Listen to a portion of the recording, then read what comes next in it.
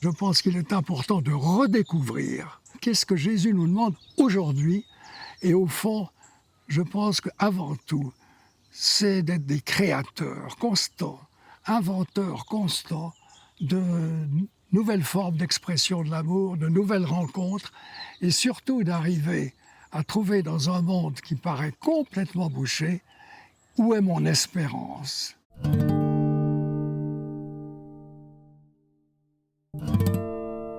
À Genève, le 11 juillet 2023. Chère Yves, en lisant votre itinéraire de vie, rassemblé sous le titre « Tu seras rencontreur d'hommes », j'ai été infiniment touché par votre curiosité insatiable de l'autre. Et la place prépondérante qu'ont joué les rencontres dans votre vie. Quelle épopée! Jalonnée de repères lumineux, mais aussi d'événements imprévisibles. J'y lis aussi comme fil rouge la méditation de la parole et un rapport singulier à la prière. C'est pour cela que j'aimerais que nous nous retrouvions autour de ce petit extrait des Évangiles qui introduit la prière du Notre Père en Matthieu 6, versets 6 à 8. Pour toi, quand tu veux prier, entre dans ta chambre la plus retirée, verrouille ta porte et adresse ta prière à ton Père qui est là dans le secret. Et ton Père, qui voit dans le secret, te le rendra. Quand vous priez, ne rabâchez pas comme les païens. Ils s'imaginent que c'est à force de paroles qu'ils se feront exaucer. Ne leur ressemblez donc pas, car votre Père sait ce dont vous avez besoin, avant que vous le lui demandiez. Je me réjouis de vous rejoindre prochainement pour une nouvelle rencontre. Bien à vous, Marion.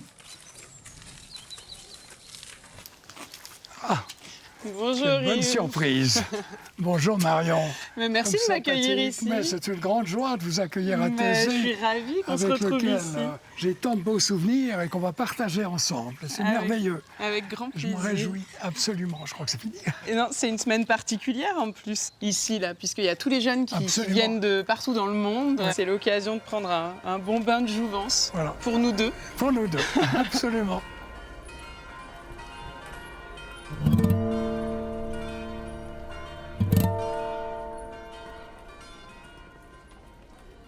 Yves, je vous remercie d'avoir accepté cette invitation, mais finalement, c'est vous qui m'avez invité à vous rejoindre ici, à Thésée. Et pourquoi Thésée? Pourquoi ici? Thésée, je l'ai connu depuis l'origine.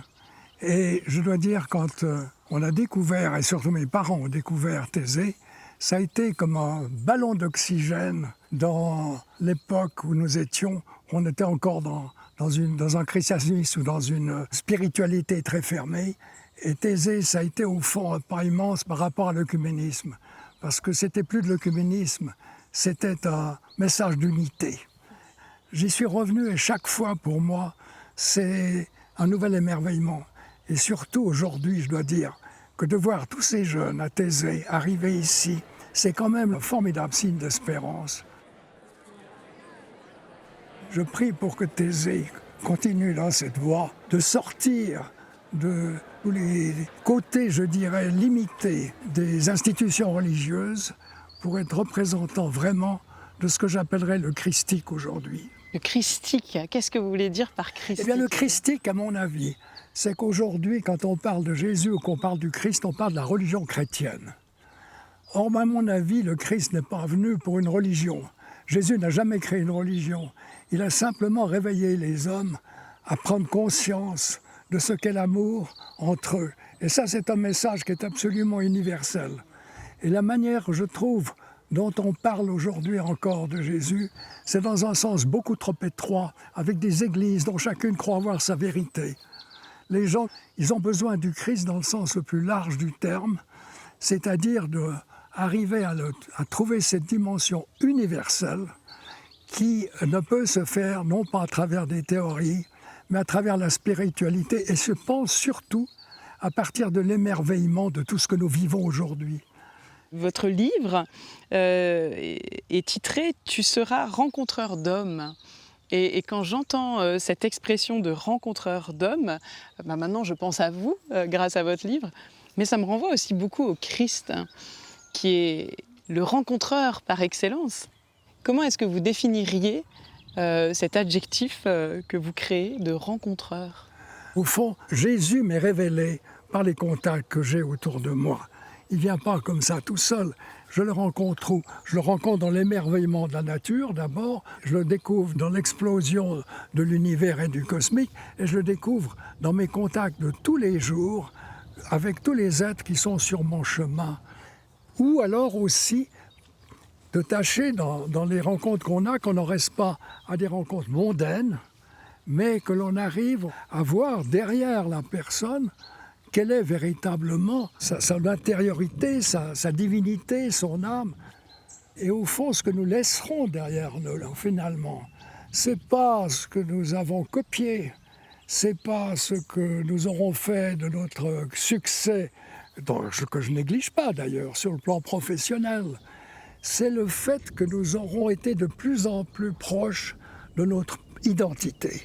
Et je pense que dans les rencontres, c'est d'abord l'autre m'aide à trouver mon identité, mais ma rencontre avec l'autre, c'est de l'aider aussi à découvrir la sienne. Et au fond, nous sommes tous uniques. Et c'est cette unicité, je trouve, qui est absolument fascinante à découvrir.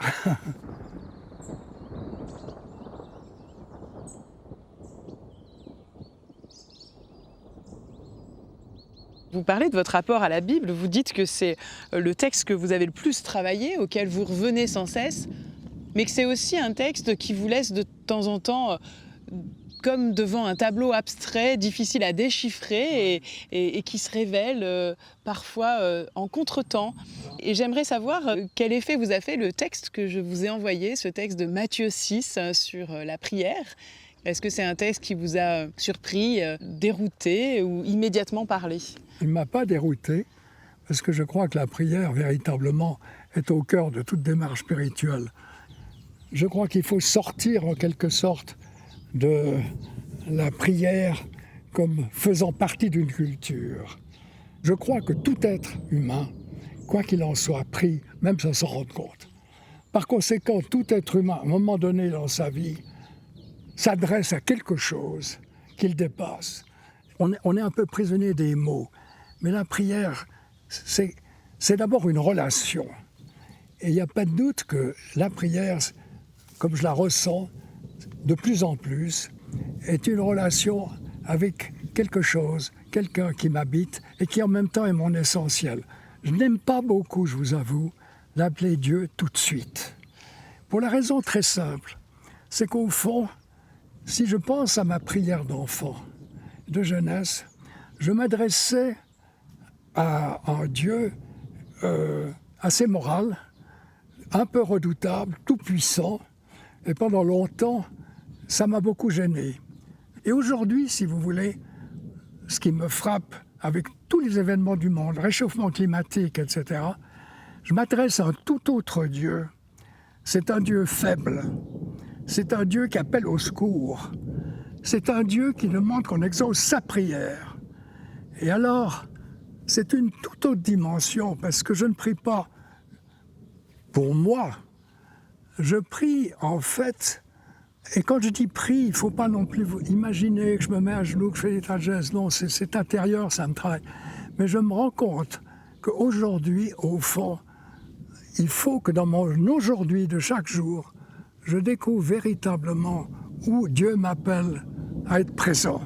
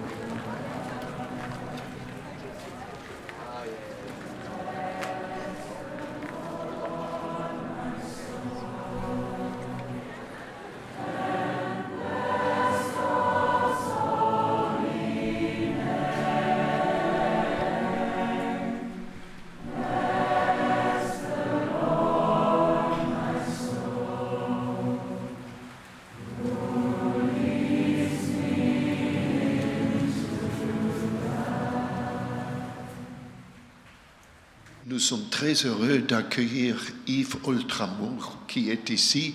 Vous êtes un ancien ami de la communauté de longue date. Et bien que nous deux, on se rencontre pour la première fois maintenant, oui, mais vous avez connu les générations des frères avant moi aussi. Avec Yves, nous sommes très, très heureux d'être parmi vous. Nous sommes un peu les intrus de cette semaine 18-35 ans. Aucun de nous deux ne rentre vraiment dans cette tranche d'âge. Pour tout vous dire, nous méditons en particulier ces quelques jours ici avec Yves le texte de Matthieu 6 sur la prière. Pour toi, quand tu veux prier, entre dans ta chambre la plus retirée, verrouille ta porte et adresse ta prière à ton Père qui est là, dans le secret. Et étant donné que vous êtes plutôt au début de cette tension, comment est-ce que nos vies intérieures portent nos engagements? Comment est-ce que nos activités peuvent ne pas anéantir notre vie intérieure? Eh bien, je voudrais donner la parole à Yves, qui a une petite longueur d'avance sur nous tous et nous toutes, pour nous témoigner en fait de cet équilibre. Alors j'aimerais d'abord vous dire que, comme Marion vous l'a laissé entendre, je ne suis plus très jeune, puisque le 3 octobre, je vais fêter mes 98 ans. Quand on sait qu'on est à peu près à devoir être appelé pour aller de l'autre côté, un jour ou l'autre, mais que ça se rapproche de très près, chaque jour est un cadeau. Premier message que j'aimerais vous donner. But the first message I would like to give to Vivez you chaque jour qui vous est donné comme un cadeau et comme un émerveillement. J'ai fait de la banque, alors qu'au fond, j'étais plutôt quelqu'un qui voulait faire de la philosophie et de la spiritualité. J'étais dans ce qu'on appelle la gestion de fortune, c'est-à-dire le contact avec des personnes qui avaient des moyens plus ou moins importants. Et ce n'était pas simplement un métier, c'était une occasion de rencontre avec des personnes dans tous les domaines de leur vie.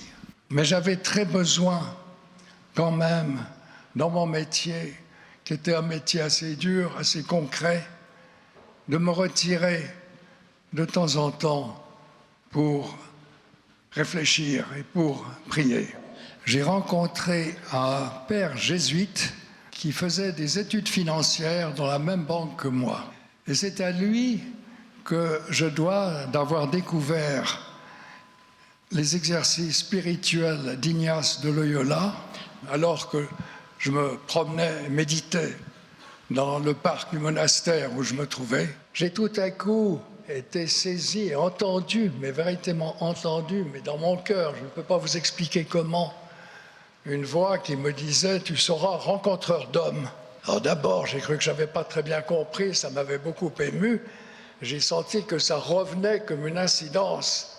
C'était la révélation de la vocation de ma vie. Alors j'ai tout de suite écrit, mais il faut vous dire que j'ai écrit « homme » avec un grand H et au singulier, parce que j'ai eu tout de suite la vision de Pilate, qui quand il montre Jésus, il dit « voici l'homme ».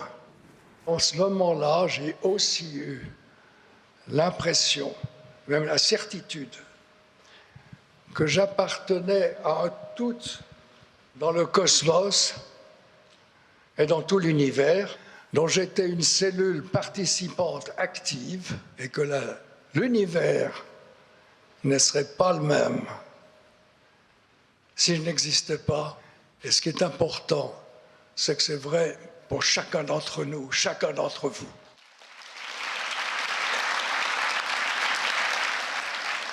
On est tous ensemble maintenant pour un partage. J'aimerais surtout vous entendre, vous. Bonjour, merci pour votre témoignage. Je voulais savoir, est-ce que dans votre vie professionnelle, vous avez été parfois en conflit avec votre vie spirituelle et les valeurs de votre vie spirituelle, et comment vous avez réussi à gérer ça?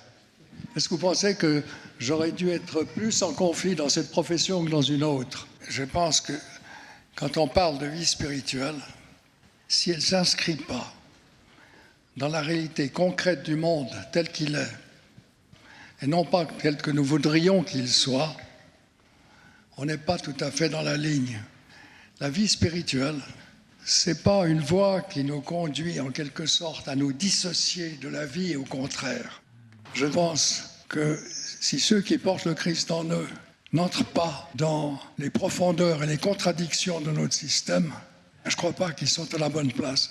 La vie spirituelle, ce n'est pas une fuite, mais c'est un combat. Bonjour, je m'appelle Ingrid. Ma question, ce serait, on est dans une société où justement on se retrouve souvent dans des situations où exprimer notre foi peut être compliqué. Et j'aimerais juste savoir quels conseils vous nous donneriez pour pouvoir le faire de façon courageuse et authentique. La question est absolument pertinente.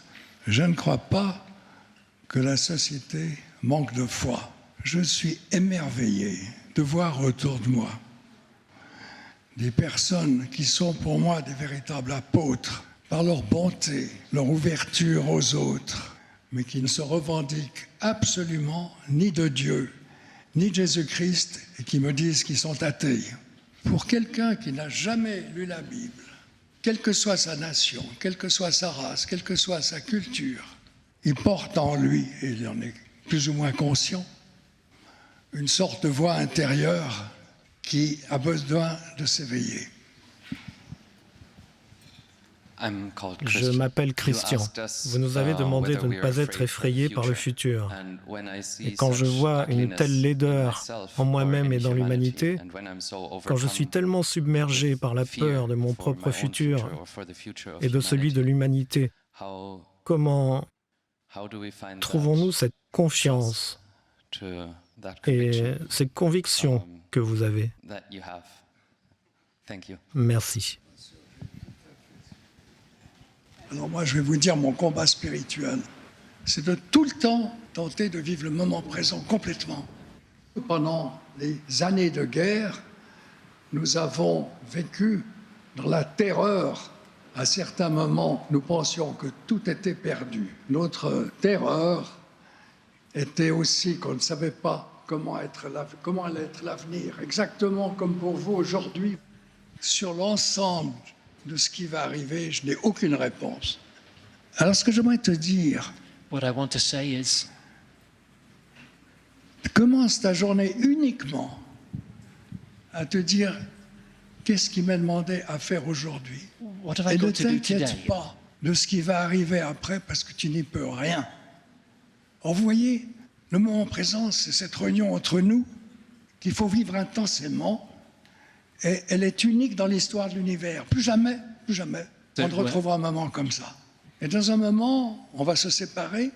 Moi, je serai plus le même qu'avant, et vous, vous serez plus le même qu'avant, parce qu'on se sera rencontrés.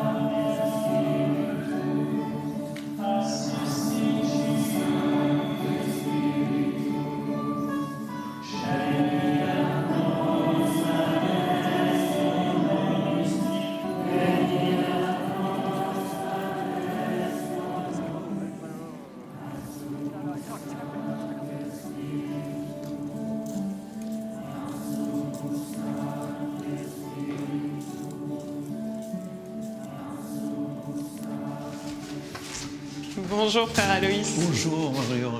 Bienvenue. Merci. Bonjour. Grande joie de vous revoir. Oui, c'est bon que vous êtes là. Et je suis heureux de vous accueillir ici dans notre pièce commune de la communauté qui était autrefois la chambre de frère Roger. D'accord. Mais c'est là que nous recevons et je suis heureux qu'on soit ensemble. C'est merveilleux. Merci pour votre Merci. accueil. Merci.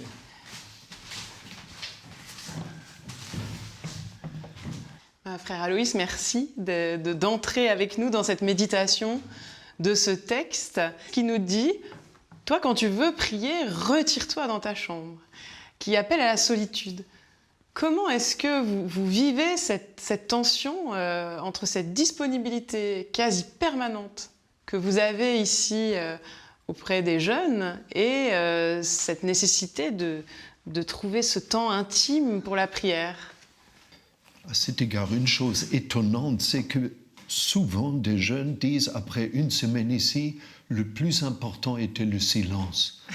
Et le silence ensemble, même quand nous sommes 2000 jeunes dans l'église, pas seulement des jeunes d'ailleurs, quand nous sommes ensemble, il y a toujours ce long moment de silence après l'écoute de la parole. On laisse d'abord chacun seul avec la parole, et c'est ce moment qui est important pour beaucoup de jeunes ici.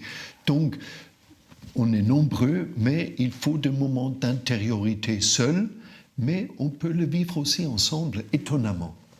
La question, c'est comment habiter ce silence pour entendre, en quelque sorte, ce qui, au fond, va nous être donné. Alors, la grande question, c'est qu'est-ce que la prière, finalement? Mais est-ce que le texte nous dit quand même très clairement que Dieu est là? Il y a cette présence, une attention à une présence qui peut se vivre intellectuellement ou avec le sentiment, ou aussi une attention qu'on exprime même avec notre corps. Quand j'ouvre les mains, ça peut déjà être une prière, une expression d'une attente, d'une soif. Vous avez dit, écoute, je suis d'accord, mais là, dans le texte aussi, c'est Dieu qui nous regarde. Dieu fait quelque chose avant que moi je ne puisse formuler ou demander quoi que ce soit. Oui. J'ai l'impression que ce que je demande avant tout dans ma prière et dans l'écoute, c'est donne-moi de discerner dans ma journée, de faire en quelque sorte que j'aie les yeux ouverts, les oreilles ouvertes, pour trouver derrière les apparences de la journée la signification ou la rencontre avec les êtres qui sont sur mon chemin. Oui, j'aime beaucoup ces va-et-vient entre la vie et la prière. Parce que quand nous entrons en prière, nous n'oublions pas la vie, nous le portons en nous. Absolument. Donc il y a des visages qui me viennent, des visages, des paroles qui viennent, pas seulement des paroles bibliques, mais de présenter tout à Dieu. Et pour moi, une prière essentielle, c'est Notre Père, mais que ta volonté soit faite, ton règne vienne. C'est retournement, je crois que c'est important dans la prière, de vivre ce retournement, ne pas centrer sur moi, mais que la volonté de Dieu se fasse. Ce texte, finalement, il introduit au Notre Père, justement, il prépare ce Notre Père dont vous parlez. Et quand vous échangez avec les jeunes, qu'est-ce qu'ils vous disent de leur rapport à la prière aujourd'hui ? Oh, il y a de tout, il y a de tout. D'abord, je pense que c'est important d'avoir un lieu où on se sent bien, dans le sens accueilli. Accueilli, je peux être là comme je suis. C'est essentiel, cette conscience mais je suis accepté. Et ça ouvre à une confiance à Dieu. Et s'il vous pose cette question redoutable, frère Aloïs, apprends-moi à prier, qu'est-ce que vous leur répondez ? Mais je ne peux pas apprendre à prier, souvent je ne sais pas comment prier. Et souvent je suis simplement distrait aussi. On prie 3 fois par jour. Il ne faut pas que les jeunes croient que nous sommes 3 fois par jour sur la montagne de la transfiguration. Non, parfois nous sommes là juste avec un poids. Et on ne sait pas justement comment maintenant s'abandonner à Dieu. Peut-être je dirais d'abord à ces jeunes, mais écoute en toi, quelle est ta soif la plus profonde ? Quelle est ta soif la plus profonde? Est-ce que ce n'est pas une soif d'amour, une soif d'être accepté, de savoir que ta vie a un sens? Et alors là, il y a déjà une ouverture à Dieu, et c'est déjà une prière. Saint Augustin disait, non, le désir de Dieu est déjà le commencement de la foi. Donc je pense qu'il faut découvrir qu'on est un être de désir. Ce que je trouve très fort dans ce texte, finalement, dans cette injonction à nous retirer, C'est finalement la garantie qu'il y a un endroit de nos vies où on n'a rien à justifier. Et finalement, c'est créer un espace en soi où on n'est plus dans la démonstration, on n'est plus dans la mondanité, on n'est plus dans les relations sociales, on est en vérité à nu. Et c'est peut-être ça qui nous fait peur aussi, de se retrouver seul devant Dieu, qui ne nous demande rien d'autre que d'être seul devant lui. Le silence, en fait, le vrai silence, est-ce que c'est pas une grâce ? Je pense que cette grâce qui est dite, en fait, dans le texte, tu es là et ton Père est là. Oui. Et il voit dans le secret. Alors, il faut faire très attention tout de suite. C'est pas, il contrôle, il voit le secret. Non, il connaît tout devant lui. Voilà, nous sommes à nu devant lui. Et il y a cette communion d'amour. Et que cela nous suffise. Mm-hmm. Oui, c'est tout le contraire d'une performance, en fait. Oui. Et parfois, peut-être que cette tentation de faire de la prière une performance conduit à beaucoup de blocages et sont parfois les choses les plus simples qui sont les plus difficiles d'accès. Oui. C'est ce que nous dit Jésus du Royaume aussi. Tout à fait, oui. Mais ça implique aussi d'accepter que Dieu réponde à nos demandes d'une manière mystérieuse qui nous échappe. Cette question vient souvent, mais comment Dieu répond ?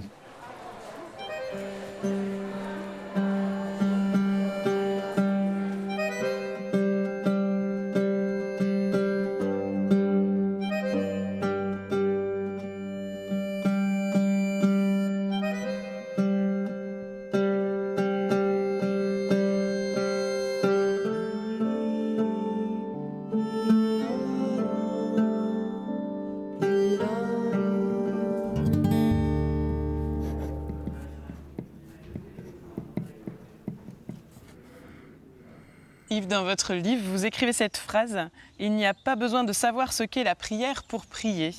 Je crois qu'elle fait partie des profondeurs de l'être humain. » Et je crois que c'est un peu ce que nous avons vécu ici pendant ces 2 jours ensemble, au milieu de tous ces jeunes venus des 4 coins du monde pour prier ici à Thésée. Absolument.